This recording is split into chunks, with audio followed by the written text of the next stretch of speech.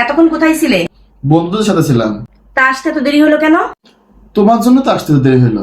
আমার জন্য মানে? আরে বন্ধুদের সাথে রেস্টুরেন্টে খাওয়া দাওয়া করছিলাম। খাওয়া দাওয়া শেষে যখন বিল আসলো তখন বন্ধুরা বললো যার বউ বেশি সুন্দরী বিল নাকি তার দেয়া লাগবে। তারপর কি হইলো?